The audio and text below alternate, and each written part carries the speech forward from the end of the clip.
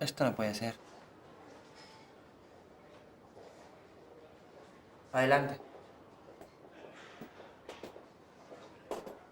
Venga, siéntese aquí. ¿No me va a examinar? No, no lo voy a examinar.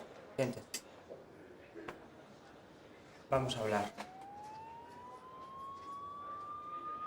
¿Y cómo se encuentra usted, Elizabeth? Con vida. Es lo importante, estar bien. Y bueno, ¿y qué tal la semana? Bien. Un poco cansada después de la última sesión de quimioterapia. Pero bien. Lo sé, he tenido muchas pacientes que han pasado por lo mismo, pero usted seguirá... Sigue a ir adelante, ¿no? Elizabeth, No, doctor, no. Usted no sabe lo que es dormir con un aparato por las noches por miedo a no poder respirar. Que la gente te trate diferente porque se te cae el pelo. Ver a otras madres con sus hijos y no saber si tú vas a estar 2 meses más con los tuyos. Y no vas a verlos crecer. No, usted no sabe lo que es tener miedo a no poder respirar un día más por el cáncer. Usted no lo sabe. Elizabeth, lo siento. No lo sienta.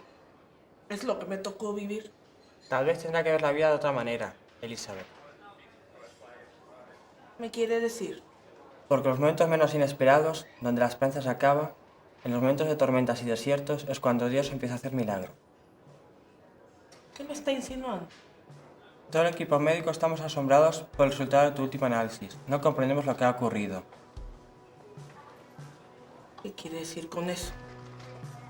Elizabeth, quiero decirle que no tiene que volverse a sentirse triste, ni preocuparse por la máquina que le ayuda a respirar, ni preocuparse por su pelo porque volverá a crecer, ni sentirse impotente porque verás ver sus hijos crecer y podrá ver sus logros. No tendrá que vivir bajo el temor porque es libre, libre de la enfermedad.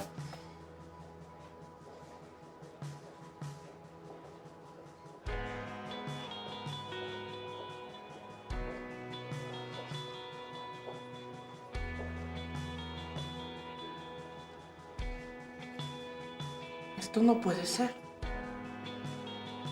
No hay ningún rastro del cáncer terminal que tenías.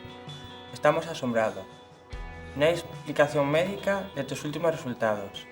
Creemos que Dios le ha sanado.